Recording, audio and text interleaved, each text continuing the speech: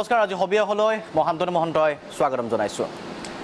পুনৰ উত্থাপিত হৈছে কাৰ প্ৰসংগ আৰু এইবাৰ বিজেপিৰ ৰাষ্ট্ৰীয় সভাপতি জে.পি. নাড্ডাই ৱেষ্ট বেংগল পশ্চিমবংগৰ শিলিগুৰিত ঘোষণা কৰিছে, সদম্বে ঘোষণা কৰিছে যে শীঘ্ৰেই কা বলবৎ কৰা হ'ব। তেনে প্ৰেক্ষাপটত বহুদিন ধৰি বিষয়টো কিছু নিতাল মাৰিছিল, যিহেতু কা বলবৎ কৰাৰ আচলতে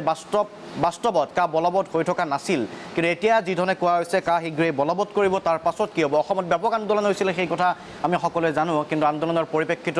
পৰিপ্ৰেক্ষিততো কা হ'ল আৰু তাৰ পাছত এতিয়া বলবৎ কৰিব। নিৰ্বাচন আছে, বিধানসভা নিৰ্বাচন আছে, বিধানসভা নিৰ্বাচনত কা পুনৰ ইছ্যু হৈ পৰিব পাৰে নেকি, সেই কথাও চৰ্চিত হৈছে। পশ্চিমবংগত নিৰ্বাচন আছে আৰু পশ্চিমবংগৰ নিৰ্বাচনৰ সন্মুখত ৰাখিয়ে আচলতে বিজেপিয়ে সেই ঘোষণা তাত কৰা বুলি চৰ্চা চলিছে। সমান্তৰালভাৱে NRCৰ প্ৰসংগও আহি পৰিছে। পুনৰ দেখিবলৈ পোৱা গৈছে যে NRCত এতিয়া কি পৰ্যায়ত NRC আছে। NRCৰ সমন্বয়কে জিলা উপায়ুক্তসমূহলৈ জাননী জাৰি কৰিছে যে NRCত যিসকলৰ নাম সন্নিৱিষ্ট হৈছে তাৰ পৰা সন্দেহযুক্ত নাগৰিকসকলক NRCৰ পৰা বহিষ্কৃত কৰা হওক বা NRCৰ পৰা বাকিৰ কৰি দিব লাগে পুনৰ। গতিকে এফালে NRCৰ প্ৰসংগ, সমান্তৰালভাৱে কাৰ যোগেদি হিন্দু বাংলাদেশিক সংস্থাপন, এই বিষয়টো দীৰ্ঘদিন ধৰি অসমৰ ৰাজনীতিত চৰ্চা চলি আছিল। কিন্তু নিৰ্বাচন যিহেতু সন্মুখত আছে, বিষয়টো এতিয়া কি ধৰণে গতি কৰিব ৰাজনৈতিকভাৱে সেয়া লক্ষণীয় হ'ব। আমি এই সম্পৰ্কে কথা পাতিম। আজি ষ্টুডিঅ'ত আমাৰ মাজত উপস্থিত আছে বিজেপি মুখপাত্ৰ সুভাষ দত্ত, স্বাগতম জনাইছোঁ। অধিবক্তা শান্তনু বৰঠাকুৰ আমাৰ মাজত উপস্থিত আছে, স্বাগতম জনাইছোঁ। লগতে শিৱসাগৰৰ পৰা বীৰ লাচিত সেনাৰ নেতা শৃংখল চলিহা আমাৰ মাজত উপস্থিত আছে, শৃংখলকো স্বাগতম জনাইছোঁ। এই প্ৰসংগটো আজি পুনৰ উত্থাপিত হ'ল জে.পি. নাড্ডাৰ এটা মন্তব্যৰ পাছত। কি মন্তব্য দিছিলে জে.পি. নাড্ডাই, কিছু আমি চাই লওঁ, তাৰ পাছত কথা পাতিম। जहां तक CAA का सवाल है, सिटीजन्स अमेंडमेंट एक्ट, ये सिटीजन्स अमेंडमेंट एक्ट तो पास हो चुका है। आपको सिटीजन्स अमेंडमेंट एक्ट मिलेगा और मिलना तय है। अभी रूल्स बन रहे हैं, कोरोना के कारण थोड़ी सी उसमें रुकावट आ गई कोरोना के कारण, लेकिन जैसे जैसे कोरोना हट रहा है वैसे वैसे रूल्स भी तैयार हो रहे हैं और वो बहुत जल्द आपको उसकी सेवा मिलेगी, इसको भी आप ध्यान में रखिएगा।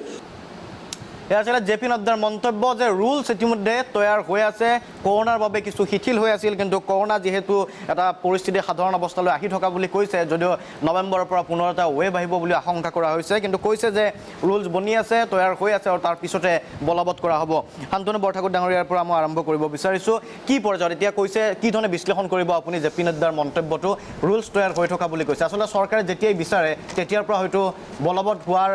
সম্ভাৱনা আছে, তাত কোনো আইনী বাধা নাই আৰু এই মুহূৰ্তত একো নাই, কোনো বাধা তেনেকুৱা নাই। হয়, এক্ট পাৰ্লিয়ামেণ্টত গ্ৰহণ হ'ল, আইন গ্ৰহণ হোৱাৰ পিছত প্ৰেচিডেণ্টৰ চহী হ'ল। গতিকে তাৰপিছত আৰু বলবৎ কৰাৰ ক্ষেত্ৰত আইনখন বলবৎ হৈছে, কিন্তু ৰুলটোৰ গুৰুত্বটো হ'ল এইখিনি যে কি প্ৰচিডিউৰত নাগৰিকত্ব দিয়া হ'ব তাত ৰুলত লিখা থাকিব। গতিকে সেইকাৰণে ৰুল তেওঁলোকে বনাব লাগে, নিৰ্দিষ্ট সময়ত বনাব লাগিছিল, বনোৱা নাই। গতিকে তেওঁলোকে পাৰ্লিয়ামেণ্টৰ পৰা সেইটোৰ কাৰণে এটা বিশেষ অনুমোদন ল'ব পাৰে, সেইটো সাধাৰণতে দিয়ে। গতিকে সেইটো লৈ তেওঁলোকে এতিয়া ৰুল বনাব আৰু এই মুহূৰ্তত গোটেই বিষয়টো ইমান দিন আপোনাৰ শান্ত হৈ থকাৰ পিছত, যিহেতুকে এতিয়া আপোনাৰ বেংগলৰ ইলেকশ্যন আহি আছে, নিৰ্বাচন আহি আছে, গতিকে সেই পৰিপ্ৰেক্ষিতত তেওঁলোকে আৰু ক'ত কৈছে, কোন ঠাইত কৈছে, সেইটো এটা ইম্পৰ্টেণ্ট কথা, আপোনালোকে গুৰুত্বপূৰ্ণ কথা মন কৰিব। পশ্চিমবংগত কৈছে আৰু বোধহয় কোচবিহাৰৰ ফালে কৈছে, শিলিগুৰিৰ ফালে কৈছে। কাৰণ এই দুটা জেগাৰ চইচটো ইম্পৰ্টেণ্ট, গুৰুত্বপূৰ্ণ। কাৰণ সেইফালে বহু মানুহ আছে, যিবিলাক মানুহ বিশেষকৈ আপোনাৰ নমশূদ্ৰ সম্প্ৰদায়ৰ, যিবিলাক মানুহক বহুদিন ধৰি বিজেপিয়ে টাৰ্গেট কৰি আছিলে আৰু বহু পৰিমাণে তেওঁলোকৰ মাজত তেওঁলোকে সোমাবলৈও সক্ষম হৈছে। সেই মানুহখিনিক সন্তুষ্ট কৰাৰ কাৰণে বেংগলৰ ইলেকশ্যনৰ স্বাৰ্থত তেওঁলোকে এই কথাখিনি কৈছে। গতিকে আৰু ইমান দিন যে আচলতে থৈ দিছিলে কৰোণা এইবিলাক কথা নহয়, এইবিলাক কাৰণে থৈছিলে যেতিয়া নিৰ্দিষ্ট সময়ত যেতিয়া নিৰ্বাচন আহিব, সেই নিৰ্বাচনৰ আগে আগে তাক এটা নিৰ্বাচনী ৰণকৌশলৰ অংশ হিচাপে ব্যৱহাৰ কৰিব। সেইকাৰণে যেতিয়াই পশ্চিমবংগৰ নিৰ্বাচন আহিছে, এতিয়াই সেই কথা তেওঁলোকে কৈছে। গতিকে সেইকাৰণে মই ভাবোঁ যে এতিয়া কৰিছেও আৰু নিৰ্বাচনৰ আগে আগে হয়তো ৰুলটো প্লেচ কৰিব, ফ্ৰেম কৰিব,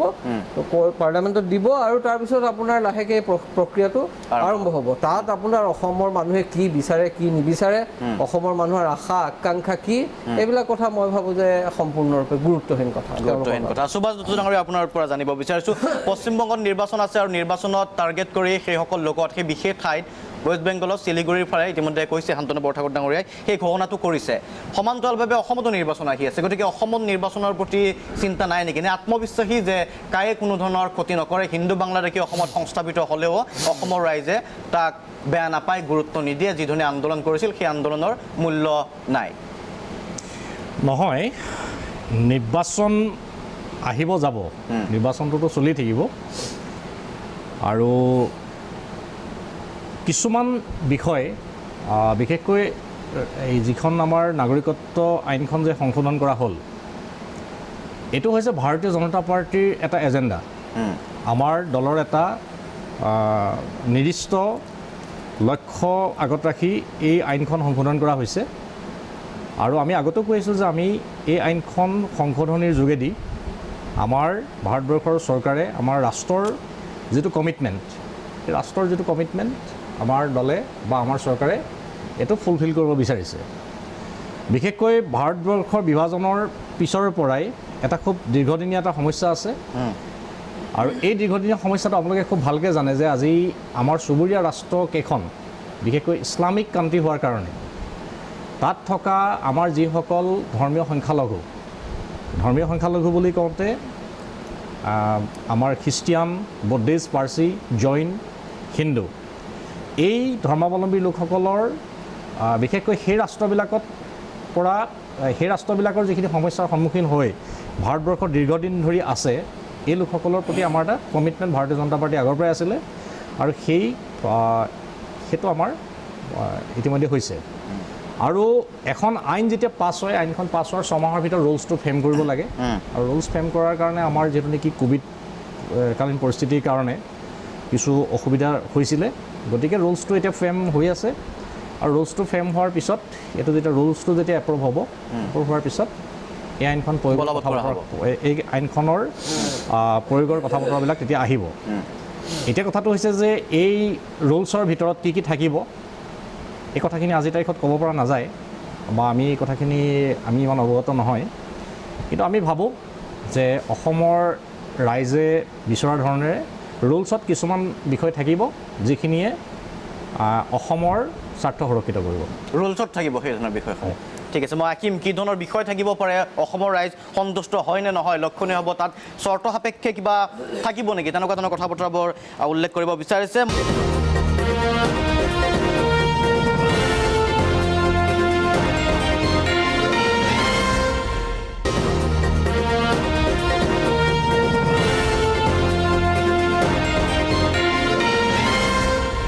শৃংখল চলিয়াৰ ওচৰলৈকে আহিছোঁ শৃংখল কা আন্দোলনৰ সময়ত আপুনিও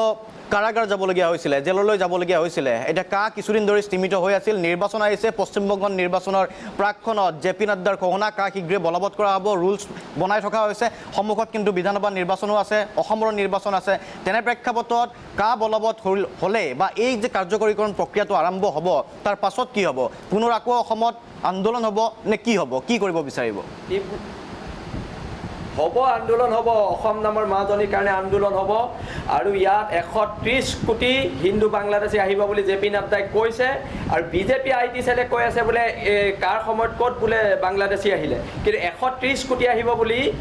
এতিয়া কিন্তু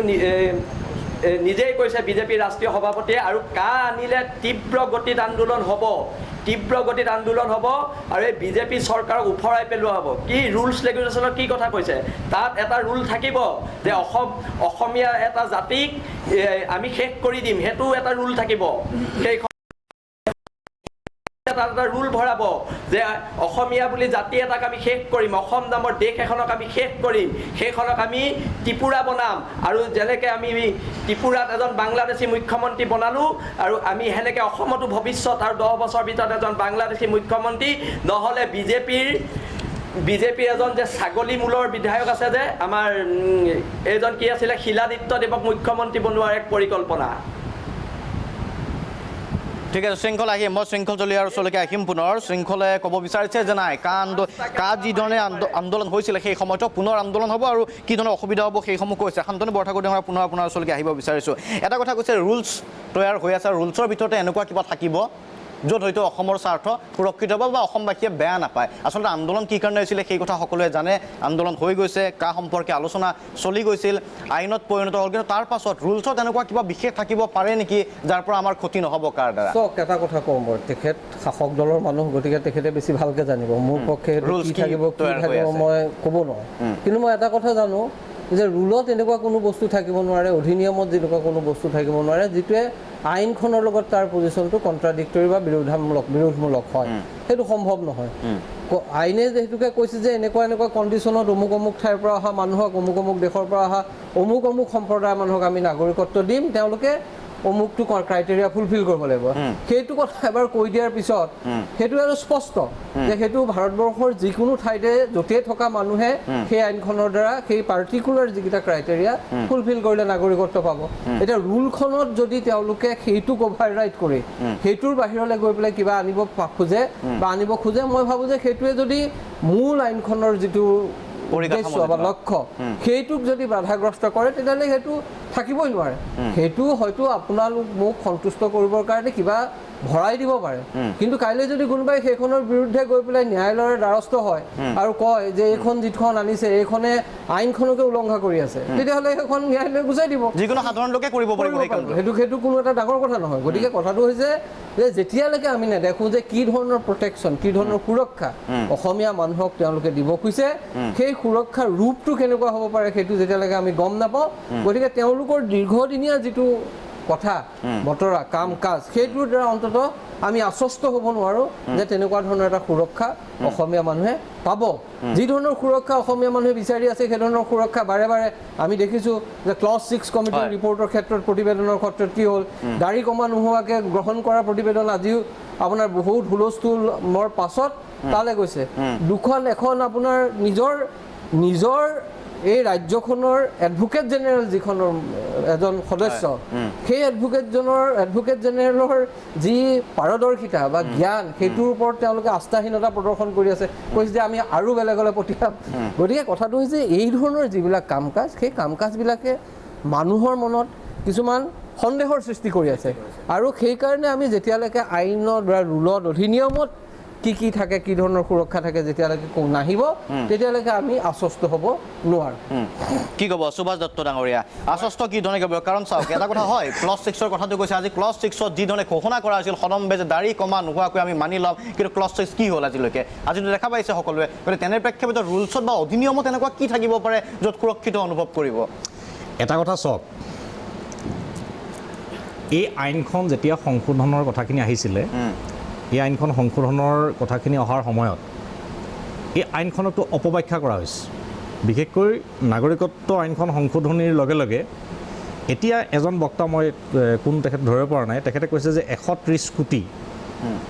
মানে বাংলাদেশত আছে নেকি জে পি নড্ডা ডাঙৰীয়াই 130 কোটি বাংলাদেশী আনিম বুলি ক'লে নেকি ক'ৰবাত তেনেকুৱা কথাটো কোৱা নাই গতিকে এই মানুহবিলাকে এনেকুৱা ধৰণৰ অপপ্ৰচাৰ কৰিয়ে যোৱা সময়খিনিত ৰাজ্যখনৰ এটা উত্তপ্ত পৰিস্থিতিৰ সৃষ্টি কৰিছে আৰু অপব্যাখ্যাটো এনেকুৱা এটা চূড়ান্ত পৰ্যায় পাইছে এই মানুহবিলাকে আপোনালোকৰ মনত আছে যে তেখেতসকলে কৈ দিছিলে যে আইনখন আজি হ'ল এই আইনখন হোৱাৰ পিছত বাংলাদেশত থকা কোনোবাই কৈছে 2 কোটি মানুহ অসমলৈ গুচি আহিব কোনোবাই কৈ আছে যে 1 কোটি 40 লাখ আহি যাব কোনোবাই কৈছে যে মানে 2.5 কোটি আহি যাব বিভিন্ন ধৰণৰ তেখেতসকলে হিচাপ দিবলৈ আৰম্ভ কৰিছিলে কোনোবাই কয় ট্ৰাকেৰে আহিব কোনোবাই কয় ৰেলেৰে আহিব বিভিন্ন ধৰণৰ কথা কিন্তু আচল কথাটো হ'ল যে এই আইনখন বলবৎ হোৱাৰ পিছত ৰুলছ ফ্ৰেম হোৱাৰ পিছত বলবৎ হোৱাৰ পিছত নতুনকৈ এজনো মানুহ বাংলাদেশৰ পৰা অসমলৈ নাহে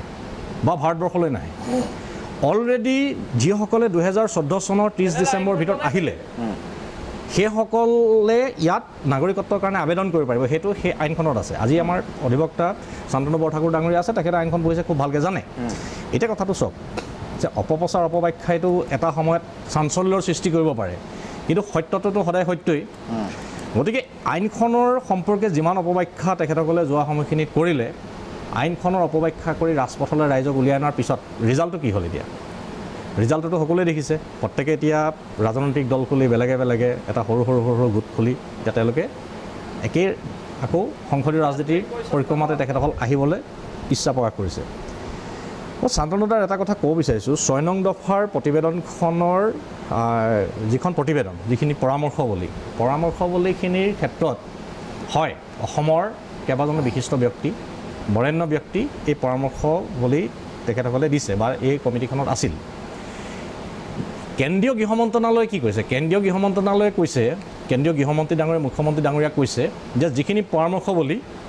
এই পৰামৰ্শৱলী এবাৰ চাব লাগে কাৰণ এই পৰামৰ্শৱলীখিনি এইকাৰণে চাব লাগিব কাৰণ এখন সাংবিধানিক ৰক্ষা কৱচৰ কথা আহিছে ইয়াত সাংবিধানিক ৰক্ষা কৱচ বুলি কোৱাৰ লগে লগে আইন সংশোধনৰ কথা আহিব সংবিধান সংশোধনৰ কথা আহিব গতিকে সংবিধান এখন সংশোধন কৰিবলৈ যাওঁতে এই পৰামৰ্শৱলীটো ডাইৰেক্টলিটো দি দিব নোৱাৰে এই কথাটো হৈছে যে সংবিধানখন যেতিয়া সংশোধন কৰিব সংবিধান সংশোধন কৰিবলৈ হ'লে ইয়াত কেইবাখনো আইন আনুষংগিক আইনো সংশোধন কৰিব লাগিব এই পৰামৰ্শৱলী যিখিনি আহিছে বুলি ইতিমধ্যে ওলাই আছে এতিয়া কথাটো হৈছে চাওক আইন এখন সংশোধন কৰিবলৈ হ'লে মিনিমাম 4টা ডিপাৰ্টমেণ্ট বা 4টা মিনিষ্ট্ৰীৰ পৰা ভিউজৰ কাৰণে ভিউজ ল'ব লগা হয় বিশেষকৈ ইয়াৰ আমাৰ অসম চুক্তি ৰূপায়ণৰ নডেল মিনিষ্ট্ৰীটো হৈছে আমাৰ হোম মিনিষ্ট্ৰীয়ে এক্ট এমেণ্ডমেণ্টৰ কাৰণে যিখন তেখেতসকলে কেবিনেট মেম'ৰেণ্ডাম বনাব এই কেবিনেট মেম'ৰেণ্ডামখন তেখেতসকলে 4টা মিনিষ্ট্ৰী ভিউজ ল'ব লাগিব ল and legislature parliamentary affairs finance ঠিক তেনেকৈ আমাৰ 4টা ডিপাৰ্টমেণ্টৰ পৰা ভিউজ ল'ব লাগিব ভিউজ লোৱাৰ পিছত কেবিনেট মেম'ৰেণ্ডাম হ'ব কেবিনেটত পাছ হোৱাৰ পিছত এখন আকৌ পাৰ্লিয়ামেণ্টলৈ যাব গতিকে সংবিধান সংশোধন কৰাৰ যিটো প্ৰক্ৰিয়া এই প্ৰক্ৰিয়াটোৰ মাজত তাত বিভিন্ন ধৰণৰ আইনগত কথা কিছুমান থাকিব যিখিনি পৰামৰ্শদাতা কমিটিখনত হয় আমাৰ কেইবাজনো স্বনামধন্য ইয়াতে অধিবক্তা আছে জেনেৰেল আছে গতিকে এই কথাখিনিত সময় লাগিব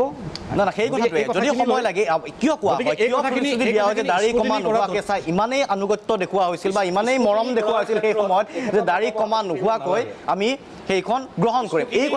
কথাবোৰ আচলতে কোৱাৰ পাছত সন্দেহটো হয় এইটো আপত্তি থকা উচিত নহয় ঠিক আছে এটা বাণিজ্যিক বিৰতি পুনৰ উভতি আহিম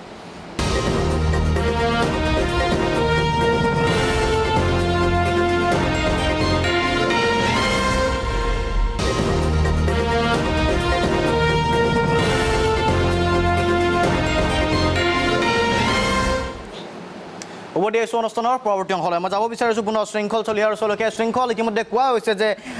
যদিহে CAAৰ যিটো ৰুলছৰ কথা কৈছে তাত এনেকুৱা থাকিব কিছু ব্যৱস্থা থাকিব য'ত আমাৰ স্বাৰ্থ সুৰক্ষিত হ'ব সমান্তৰালভাৱে এই কথাটো আহিছে যে নতুনকৈ কোনো লোক নাহে আৰু আপোনালোকে যি আন্দোলন কৰিছিল বা অসমৰ ৰাইজে যি ধৰণৰ আন্দোলন কৰিছিল সেই আন্দোলন আচলতে বিপথে পৰিচালিত কৰিব বিচৰা হৈছিল কি ক'ব প্ৰথম কথাটো বিজেপি মুখপাত্ৰ সুভাষ দত্তই পঢ়িব জানে আইনখন আমি নাজানো আৰু তেওঁলোকে বুজে আমি নুবুজো এতিয়া কথাটো হৈছে কি এওঁ দুদিন আগলৈকে বামপন্থী আছিলে নিশাটোৰ ভিতৰতে আহি একদম সম্পূৰ্ণ বিপৰীত আদৰ্শ এটাৰ লগত লগ লাগি একদম ডাঙৰ ডাঙৰ হিন্দুত্ববাদৰ কথা কৈছে আৰু তেখেতে আমাক দল খোলাত বাধা দিছে আমাৰ গণতান্ত্ৰিক অধিকাৰ আছে দল খুলিম বিজেপিৰ নিচিনা স্বৈৰাচাৰী শাসকক উফৰাই পেলাম আৰু আপুনি যদি ভাবিছে যে আপোনাৰ বিজেপিলৈ যোৱাটো ভুল হ'ল আহক শিৱদলত আহি পেলাই ক্ষমা খোজক শৰাই এখন দি পেলাই অসমৰ জনগণেও ভাল পাব আৰু মই আপোনাক এটা কথা স্পষ্ট কৰি কৈ দিছোঁ 1,30,00,000 বাংলাদেশী আহিব বুলি আপোনালোকৰ সভাপতি JP নাড্ডাই কৈছে মই নাই কোৱা তেন্তে আপোনালোকৰ JP নাড্ডা খুব মিছলীয়া মানুহ ন খুব মিছলীয়া মানুহ JP নাড্ডা তেন্তে ইমান মিছলীয়া মানুহ এজনৰ সভাপতি কেলে পাতিছে আপোনালোকে কি যুক্তিত ইমান মিছলীয়া মানুহজনৰ সভাপতি পাতিছে JP নাড্ডা এখন মুখ নে কি হয় 1,30,00,000 মানুহ আহিব বুলি নিজ মুখেৰে কৈছে তেওঁ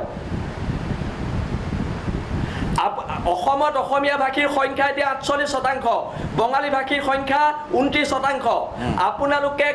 আনি পেলাই অসমখন ত্ৰিপুৰা কৰিব লৈছে আৰু আমি বহি থাকিম লাচিত চিলাৰাই দেশৰ মানুহ হয় আমি বহি নাথাকো সংগ্ৰাম হ'ব গণতন্ত্ৰৰ শেষ স্তৰলৈকে সংগ্ৰাম হ'ব আৰু আপোনালোকে সেইখন সংসদতে আকৌ বাতিল কৰিবলৈ বিশেষকৈ অসমৰ কাৰণে বাতিল কৰিবলৈ আপোনালোক বাধ্য হ'ব আপোনাৰ মস্তিষ্কৰ উৰ্বৰতা আছেনে নাই 1951 চনৰ পৰা 1971 চনলৈকে 20 বছৰ বাংলাদেশীৰ বুজা অসম নামৰ মাজনীয়ে লৈ থৈছে আপোনালোক আকৌ 2014লৈকে জাপি দিব লৈছে তাৰপিছত বাংলাদেশী সকলোকে আপোনালোকে নাগৰিকত্ব দিব আপোনালোকৰ এইবোৰ হিন্দু প্ৰেম ভুৱা হিন্দু প্ৰেম এই যে চাকৰি গ'ল লকডাউনৰ সময়ত 10 কোটি মানুহৰ তাৰে 8.5 কোটি মানুহ হিন্দু আৰু আপোনালোকে হিন্দু প্ৰেমৰ নিদৰ্শন দেখুৱায় লাজ লগা নাই আপোনালোকৰ হিন্দু প্ৰেমৰ নিদৰ্শন দেখুৱায় 10 কোটি মানুহৰ 8.5 কোটি হিন্দু আছিলে যাৰ চাকৰি গ'ল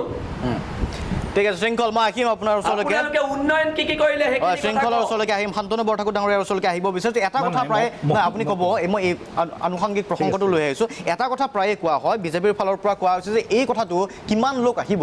এটা অপপ্ৰচাৰ চলোৱা বুলি কোৱা হয় যেতিয়া আন্দোলন চলিছিল আন্দোলনৰ সময়ত অপপ্ৰচাৰ চলিছিল ইমান মানুহ আহিব ইমান মানুহ নাহে কিন্তু কিমান মানুহ আহিব সেই কথাটো বিজেপিও নকয় কিমান মানুহ আহিব এই ধাৰণাটো কেনেকৈ ৰাইজৰ মাজত স্পষ্ট হ'ব আইনখনে আচলতে কি কৈছে কিমান মানুহ আহিব বা ইয়াৰ পাছত অহাৰ কাৰণে স্কোপ থাকিব নে নাথাকে এই আইনখনৰ জৰিয়তে মই আপোনাক দুটা কথা কওঁ এইটো হ'ল এটা এপ্ৰিহেনশ্যন আশংকা হয় আইনখন আহি আছে আইনখন হোৱাৰ পিছত যেতিয়া নাগৰিকত্ব পাব তেতিয়া কি হ'ব পাৰে মানুহে আশংকা কৰে আৰু আশংকাৰ ভিত্তিটো কি আশংকাৰ ভিত্তিটো হ'ল যে বিভিন্ন সময়ত বিভিন্ন ধৰণেৰে মানুহ তাৰমানে কথাটো হৈছে যে 1971 চনৰ পৰা 2014 লৈকে মানুহ আহি আছিল মানুহ আহি আছিল সেইকাৰণে আপোনাৰ নাগৰিকত্ব সংশোধন কৰি পেলাই 2014 লৈ এক্সটেণ্ড কৰিব লগা হ'ল 2014ৰ পিছত মানুহ অহা নাই নেকি মানুহ আহিছে নিশ্চিতভাৱে আহিছে 2014লৈকে যদি মানুহ আহিছে আৰু তেখেতসকলে ক'বৰ দৰে যদি তাত ৰিলিজিয়াছ মানে পাৰ্চিকিউশ্যনৰ ফলত মানুহ আহিছে তেতিয়াহ'লে 2000 এতিয়ালৈকে আহি আছে 2020লৈকে আহি আছে এতিয়া সমস্যাটো ক'ত যে যেতিয়া আগতে যেতিয়া আহিছিল তেতিয়া আছিল এইটো একেবাৰে সম্পূৰ্ণৰূপে ইলিগেল লুকাই চুৰকৈ এতিয়া কি হৈছে এতিয়া আমি এটা সম্ভাৱনা তেওঁলোকলৈ দেখুৱাই দিছোঁ যে হয় আহা তোমালোকে যদি ইয়াত কোৱাহি যে ৰিলিজিয়াছ পাৰ্চিকিউশ্যনৰ কাৰণে আহিছা তেতিয়াহ'লে আমি তোমালোকক নাগৰিকত্ব দিম 14টো 20 হৈ যাবও পাৰে তেনেকৈ কিয় হ'ব পাৰে মই কৈছোঁ যে কিয় সেইটো হ'ব পাৰে সেইটো এই কাৰণে হ'ব পাৰে যে কালি যেতিয়া 2014 কৰিছিল 2014টো কিহৰ ভিত্তিত কৰিছিল আইনখনততো সেইটো কথা নাই নহয় 2014টো সেইখন আছে আপোনাৰ আপোনাৰ তেনেকুৱা দুখন ৰুল আপোনাৰ এক্সিকিউটিভ ইনষ্ট্ৰাকশ্যনৰ দ্বাৰা আপোনাৰ পাছপৰ্ট এণ্ট্ৰি ইনটু ইণ্ডিয়া ৰুলত সংশোধন কৰিছে সংশোধন কৰি পেলাই আপোনাৰ সেই ব্যৱস্থাটো আনিছে 2014 কৰিছে এতিয়া ঘটনাটো হ'ল কি যে কাইলৈ পৰহিলে মই ধৰি ল'লোঁ যে বিজেপি নাই চৰকাৰ নাই বেলেগ এখন চৰকাৰ আহিলে তেখেতসকলে অসমক ইমান ভাল পায় গতিকে নকৰিলে কিন্তু বেলেগ এখন চৰকাৰ সেইটো কৰিব পাৰে বেলেগ এটা দলে আহি গতিকে কথাটো হ'ল যে সেইটো কৰাৰ লগে লগে এই যে তাৰ পৰা মানুহ অহাৰ সম্ভাৱনা সেই সম্ভাৱনাটোক বঢ়াই দিব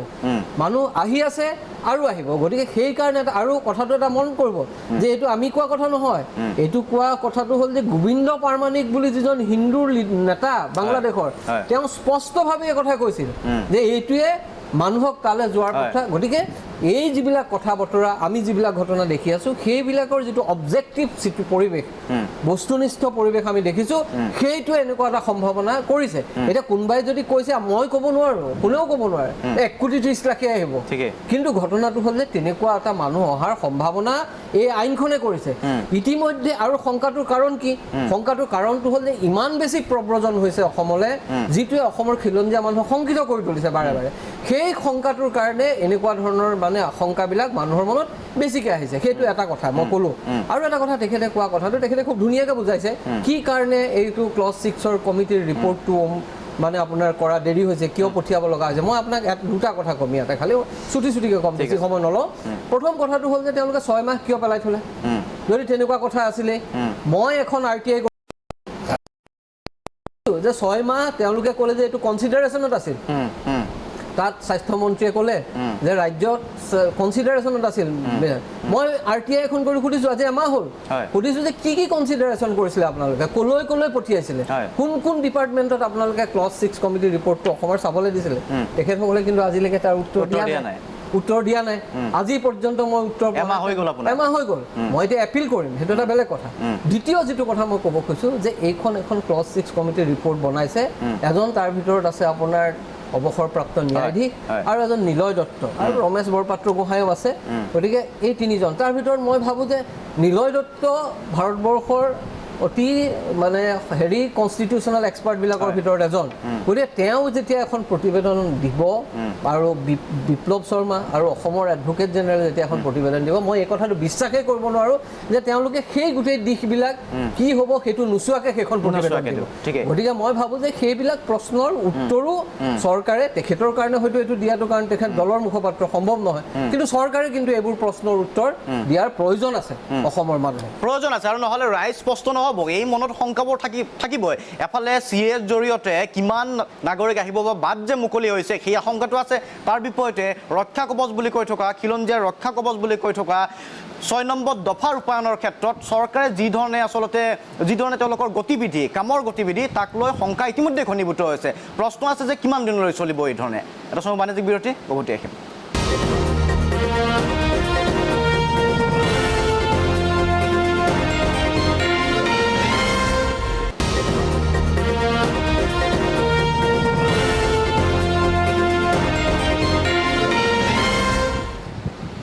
উভতি আহিছোঁ অনুষ্ঠানৰ পৰৱৰ্তী অংশলৈ। পুনৰ কাৰ প্ৰসংগ উত্থাপিত হৈছে, কাৰণ এতিয়া কা শীঘ্ৰেই বলবৎ হ'ব বুলি জে পি নাড্ডাই ঘোষণা কৰিছে আৰু ইতিমধ্যে ৰুলছ বা অধিসূচনা ৰুলছবোৰ তৈয়াৰ হৈ আছে আৰু শীঘ্ৰেই বলবৎ কৰা হ'ব। পুনৰ আহিব বিচাৰিছোঁ সুভাষ দত্ত ডাঙৰীয়া আপোনাৰ ওচৰলৈকে। যিধৰণে কথা কোৱা হৈছে বা যিধৰণে কৈ থকা হৈছে কা বলবৎ হ'ব, এতিয়া চাওক সন্মুখত পশ্চিমবংগৰ নিৰ্বাচন আছে, তাক আৰু নস্যাৎ কৰি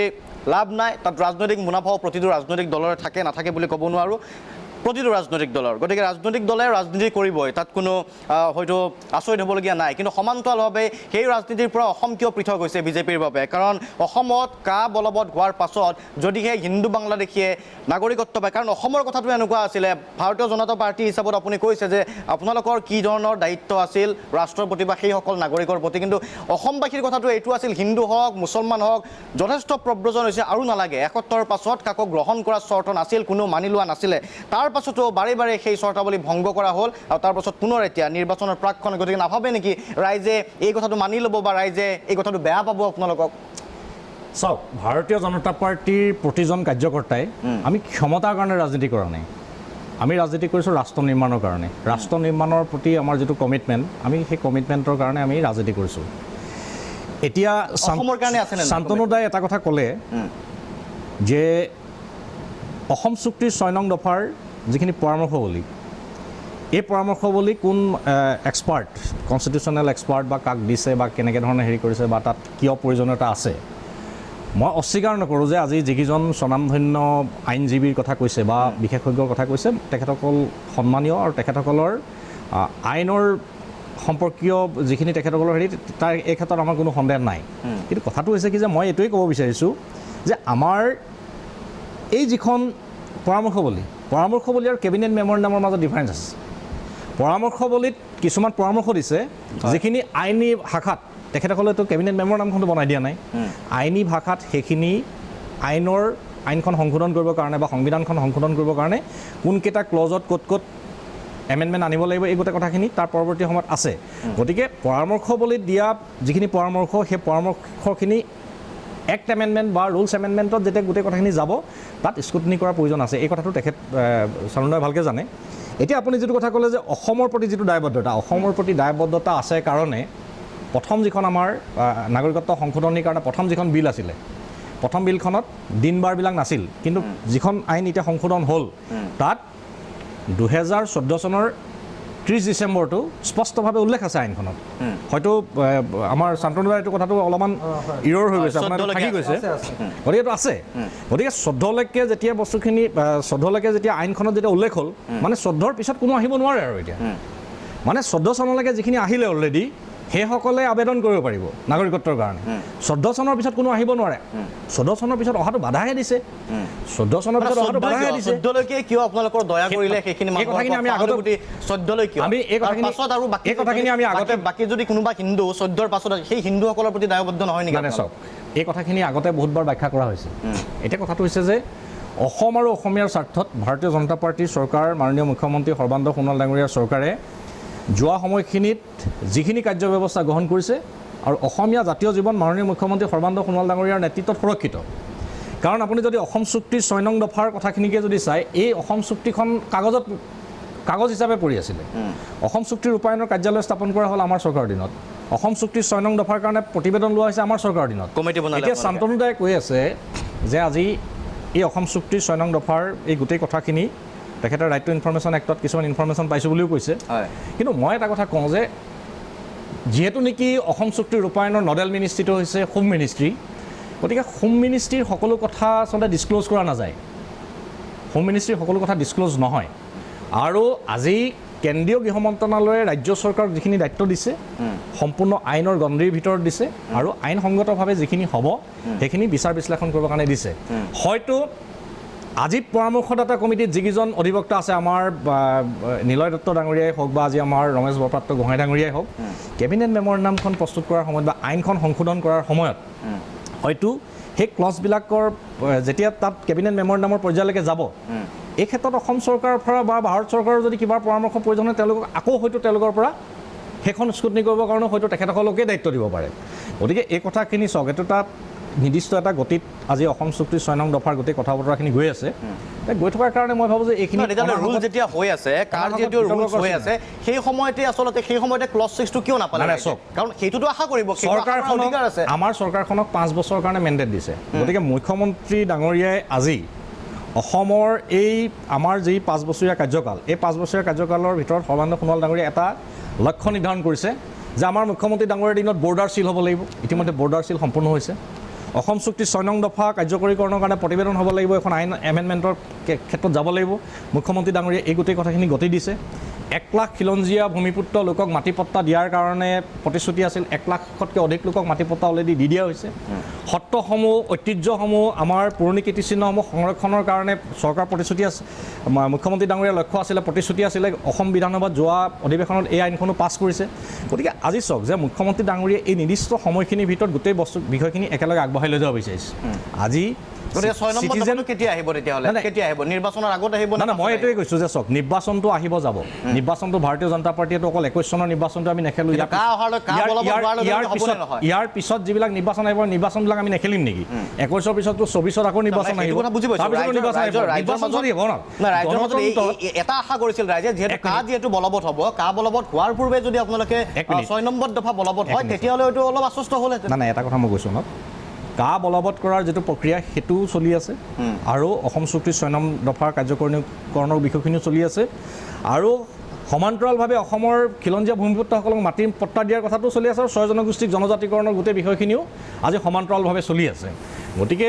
আমাৰ কথাটো হৈছে এইটোৱেই যে চিটিজেনশ্বিপ এক্টখন এমেণ্ডমেণ্ট যে হ'ল এমেণ্ডমেণ্ট মই পুনৰ কৈছোঁ যে অপব্যাখ্যাটো এনেকুৱা ধৰণে কৰা হৈছে আজি মই আপোনাক এটা প্ৰত্যাহ্বান জনাইছোঁ জে.পি. নড্ডা ডাঙৰীয়া আমাৰ ৰাষ্ট্ৰীয় সভাপতি জে.পি. নড্ডা ডাঙৰীয়াই 130 কোটি মানুহ আহিব বুলি ক'ত ক'লে ভিডিঅ' ক্লিপিংটো দেখাওকচোন পাৰিব নেকি এইটো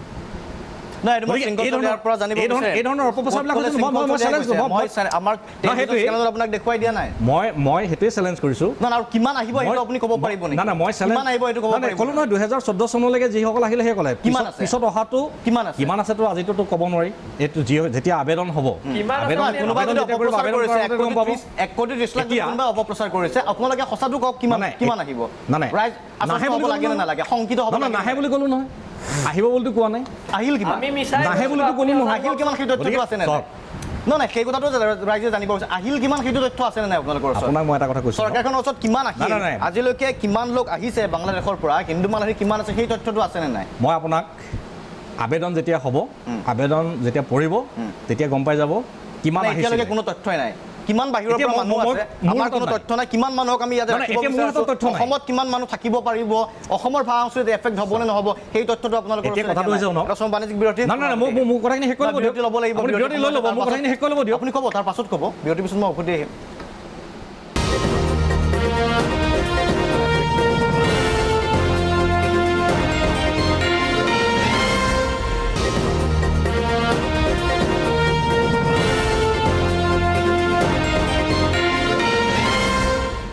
উভতি আছোঁ অনুষ্ঠানৰ পৰৱৰ্তী অংশলৈ মই সুভাষ দত্ত ডাঙৰীয়া আছিলে কথা কৈ আছিল মই এটা বিৰতি ল'বলগীয়া হ'ল মই 1 মিনিটৰ বাবে যাব বিচাৰিছোঁ তাৰ পাছত মই শৃংখল চলিহাৰ ওচৰলৈকে যাম খুব চমুকৈ আপুনি কিবা এটা ক'ব বিচাৰিছিলে তাৰমানে শৃংখল চলিহা ডাঙৰীয়া এটা কথা কৈছে যে মই কোনো ৰাজনৈতিক দল গঠন কৰাত আপত্তি কৰা নাই গণতান্ত্ৰিকভাৱে সকলোৰে অধিকাৰ আছে সকলোৱে ৰাজনৈতিক দল গঠন কৰিব আমি ৰাজনৈতিক দল গঠন কৰাটো আমি ৱেলকাম কৰিছোঁ ৰাজনৈতিকভাৱে আমি এতিয়া ফিল্ডত যুঁজিম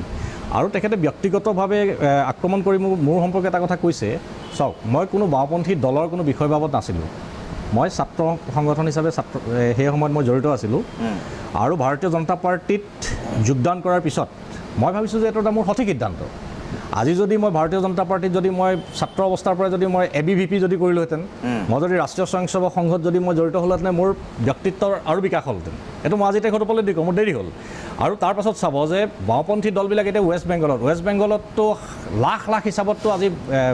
বাওঁপন্থী দলৰ কাৰ্যকৰ্তাটো ভাৰতীয় জনতা পাৰ্টীত যোগদান কৰিছে। ঠিক আছে, এইটো আপোনাৰ ব্যক্তিগত সিদ্ধান্ত আছে। ব্যক্তিগতভাৱে এই কথাবিলাক আক্ৰমণ কৰিব নালাগে, কাৰণ ৰাজনৈতিকভাৱে সিদ্ধান্ত লোৱাৰ এটা সকলোৰে অধিকাৰ থাকে, আৰু মই সঠিকভাৱে এটা সিদ্ধান্ত লৈছোঁ। আৰু ভাৰতীয় জনতা পাৰ্টীৰ মই এজন আজি গৌৰৱান্বিত কাৰ্যকৰ্তা,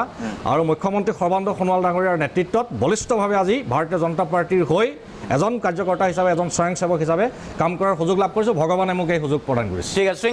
শৃংখলৰ ওচৰলৈকে আহিছোঁ। নাই, এওঁ এতিয়া ক'লে যে হেৰি এওঁলোকে ৰাষ্ট্ৰ নিৰ্মাণত জড়িত। -23 GDP ৰাষ্ট্ৰ নিৰ্মাণ হৈছে। হয়, নৰেন্দ্ৰ মোদীয়ে 4,000 নে 8,000 কোটি টকীয়া এৰোপ্লেন কিনিছে, ৰাষ্ট্ৰ নিৰ্মাণ হৈছে। 8-10 কোটি মানুহৰ চাকৰি গ'ল, তাৰে 8.5 কোটি হিন্দু, আৰু হিন্দু ৰাষ্ট্ৰৰ সপোন দেখাই এওঁলোকে ৰাষ্ট্ৰ নিৰ্মাণ কৰিছে। আপোনালোকে চাব,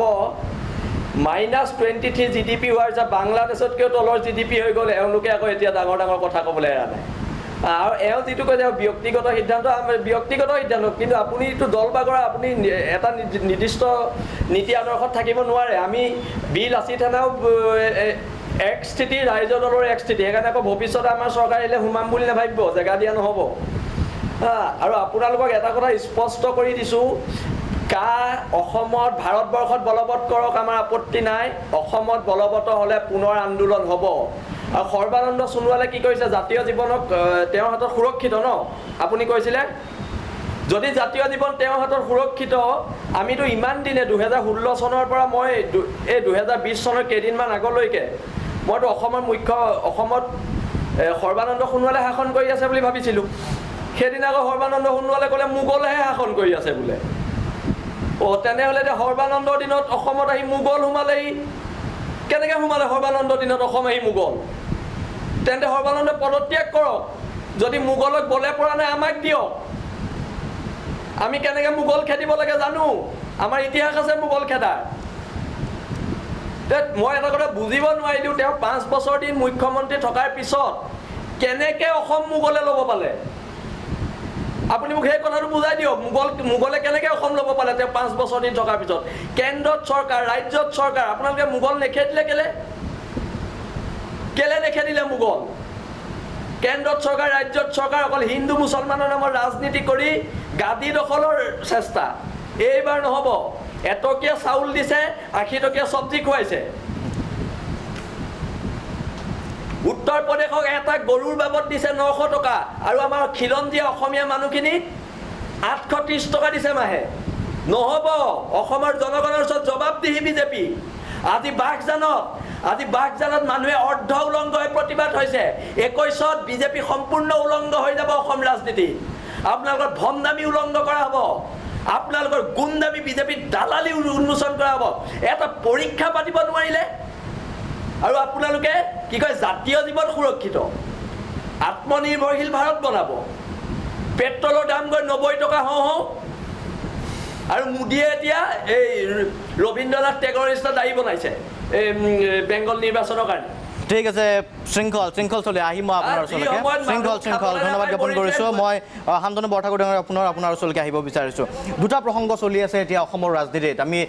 ঠিক আছে, কাৰ কথা কৈছোঁ, ৰাজনীতিটো জড়িত হৈ থাকিবই, তাত কোনো আচৰিত হ'বলগীয়া কথা নাই। ৱেষ্ট বেংগলৰ ইলেকশ্যন আছে, অসমত নিৰ্বাচন আছে, সমান্তৰালভাৱে NRCৰ প্ৰসংগটোও কিন্তু আজি প্ৰাসংগিক। NRC কি হ'ল? কাৰণ এই গোটেই বিষয়টো CA হওক বা NRC হওক, অসমৰ লগত জড়িত এটা বিষয়, অসমৰ সমস্যাৰ লগত জড়িত এটা বিষয়। NRCও আমি দেখা পালোঁ। এতিয়া NRCত কি হ'ল, সুপ্ৰিম কোৰ্টৰ গোটেই কথাখিনি হ'ল, কামখিনি হ'ল। এতিয়া আকৌ সমন্বয়কগৰাকীয়ে আমি খবৰ পোৱা মতে জিলা উপায়ুক্তসমূহক নটিচ পঠাইছে, জাননী জাৰি কৰিছে, আৰু কোৱা হৈছে যে যিসকল বিদেশীৰ নাম পুনৰ সোমাইছে সেইবোৰক এতিয়া চিনাক্ত কৰিব লাগে, বহিষ্কাৰ কৰা ব্যৱস্থা কৰিব লাগে। কি ধৰে বিশ্লেষণ কৰে? এই কথাটো এটা তেওঁ যিটো সিদ্ধান্ত লৈছে, মই ভাবোঁ যে সেইটো আইনগতভাৱে সঠিক সিদ্ধান্ত নহয়। আইনগতভাৱে সঠিক নহয়? নহয়। এইকাৰণে নহয় যে চৰকাৰৰ ফালৰ পৰা এখন আবেদন দিয়া হৈছিল ভেৰিফিকেশ্যনৰ কাৰণে। হয়, বৰ্ডাৰ ডিষ্ট্ৰিক্টত 10% ভেৰিফিকেশ্যনৰ কথা কোৱা হৈছিলে, কিন্তু সেইটো ৰিজেক্ট কৰিছিলে। অৰ্থাৎ ভেৰিফিকেশ্যনৰ প্ৰয়োজন নাই বুলি উচ্চতম ন্যায়ালয়ে বিচাৰিছিল, কৈছিল, ভাবিছিল। গতিকে তেনেকুৱা এটা প্ৰচেষ্টা হোৱাৰ পিছত আকৌ তেওঁ নতুনকৈ ভেৰিফিকেশ্যন কৰা অন হিজ অ'ন গতিকে মই ভাবোঁ যে সেই কথাটো এটা মানে অত্যন্ত মুঠেই সঠিক সিদ্ধান্ত নহয় আৰু তেওঁৰ যোৱা সময়ছোৱাৰ কিছুমান কাম কাজে তেওঁৰ ইম্পাৰ্চিয়েলিটি নিৰপেক্ষতা সম্পৰ্কে মানুহৰ মনত কিন্তু প্ৰশ্ন তুলিছে গতিকে তেনেকুৱা এটা সময়ত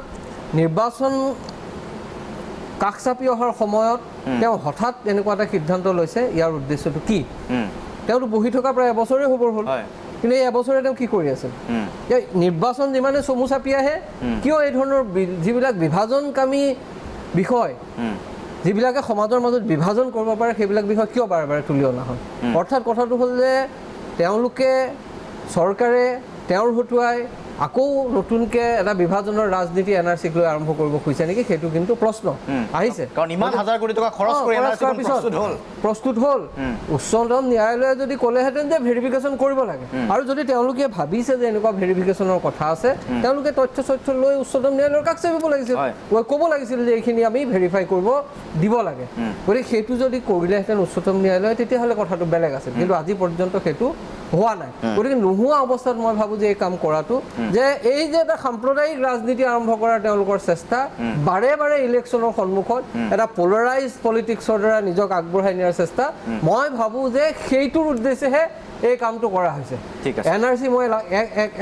30 ছেকেণ্ড ল'ম NRCক আমি সমৰ্থন কৰি আহিছোঁ দুটা কাৰণে যে আমি ভাবিছোঁ যে এটা কনচেনচাছ হৈছে 71 চন 71 চনৰ পিছত অহা সকলো বিদেশী সেয়া হিন্দু হওক মুছলমান হওক যাব লাগে 2014 চনলৈকে আমি কিয় গ্ৰহণ কৰিম 1,30,00,000 বাদ দিয়ক আমি 10টাৰনো কিয় কৰিম ইমান কি যুক্তিটো আছে গতিকে সেইকাৰণে মই ভাবোঁ যে NRCও সেইকাৰণে এনেকুৱা এটা বস্তু যে এইটোৰ দ্বাৰা লাহে লাহে এই গোটেই সমস্যাটো বিদেশী সমস্যা সমাধান হওক অসমে আকৌ নতুনকৈ এবাৰ আগবাঢ়ি যাবলৈ চেষ্টা কৰক সেইকাৰণে আমি কৰিছোঁ ঠিক আছে ধন্যবাদ শেষৰটো মন্তব্য খুব চমুকৈ 1 মিনিট সময় সুভজ্যোতি ডাঙৰীয়া নাই চাওক NRCৰ ওপৰত কৰিব কি বিচাৰিছে NRCৰ ওপৰত যিটো কথা শান্তনাই খুব ভালকৈ জানে আপুনি নটিচখন পঢ়িছেও ইয়াতে কৈছে যে ডাউটফুল ভোটাৰ ডিক্লেয়াৰ্ড ফৰেনাৰ আৰু যিবিলাক পেণ্ডিং ফৰেনাৰ যাৰ মানে ট্ৰিবিউনেলত যাৰ কেছ পেণ্ডিং আছে তেওঁলোকৰ নামখিনি আঁতৰাই দিব লাগে বুলি সমন্বয়কৰ ফালৰ পৰা এখন দিছে এতিয়া চাওক ৰাষ্ট্ৰীয় নাগৰিকপঞ্জীটোতো সুপ্ৰিম কোৰ্টৰ তত্বাৱধানত চলি আছে গতিকে সুপ্ৰিম কোৰ্টৰ পৰা কিবা এটা নিশ্চয় নাপালে বা তেনেকুৱা ধৰণৰ নিৰ্দিষ্ট কিবা এটা নাথাকিলে হয়তো সমন্বয়কজনে এই কামটো নকৰিব চাগে কাৰণ সমন্বয়কজন হৈছে সুপ্ৰিম কোৰ্টৰ অফিচাৰ এতিয়া ষ্টেট গভৰ্ণমেণ্টৰ অফিচাৰ নহয় যিটো চান্দনাই কৈ আছে মই তেখেতক ক্লিয়াৰ কৰিছোঁ যে NRCৰ সমন্বয়কজন অফিচাৰ হৈছে সুপ্ৰিম কোৰ্টৰ যিহেতু নেকি সুপ্ৰিম কোৰ্টৰ তত্বাৱধানত গোটেই প্ৰক্ৰিয়াটো চলি আছে এতিয়া এটা বস্তু চাব যে ৰিভেৰিফিকেশ্যনটো কিয় বিচৰা হৈছে আজি আপোনালোকৰ সংবাদ মাধ্যমতে কিছুমান কথা ওলাইছে বিশেষকৈ প্ৰাগ নিউজতে এটা নিউজ ওলাইছিলে যে যিটো চমৰীয়া যিটো ৰেভিনিউ চাৰ্কুল এই চমৰীয়া ৰেভিনিউ চাৰ্কুলত 30,000 যেতিয়া OI বুলি নাম সুমিয়াই দিয়া মানুহ যেতিয়া ভেৰিফাই কৰিলে তাত 100জনহে OI ওলালে বাকীখিনি OI নহয় এই কথাটো আপোনালোকৰ তাতে নিউজ হৈছে গতিকে মই ভাবোঁ যে ৰিভেৰিফিকেশ্যনটোৰ প্ৰয়োজন আছে আৰু সেইকাৰণে ৰাজ্য চৰকাৰে মাননীয় মুখ্যমন্ত্ৰী ডাঙৰীয়াই কেন্দ্ৰীয় গৃহমন্ত্ৰী ডাঙৰীয়াকো এইটো কথা কৈছে যে কেন্দ্ৰীয় চৰকাৰেও কৈছে যে আমি সমৰ্থন কৰিম আৰু ৰাজ্য চৰকাৰে বিশেষকৈ সুপ্ৰিম কোৰ্টত এখন এফিডেভিট দি এই যিটো ভেৰিফিকেশ্যন 20% বৰ্ডাৰ এৰিয়াত আৰু 10% ইন জেনেৰেল এইটো কৰাৰ কাৰণে আগ্ৰহ কৰিছে আৰু মই ভাবোঁ যে এইটোৰ যোগেদি কিন্তু বহুত যিবিলাক বিদেশী লোকে আজি জালিয়াতিৰে নাম ভৰ্তি কৰিলে এই মানুহবিলাক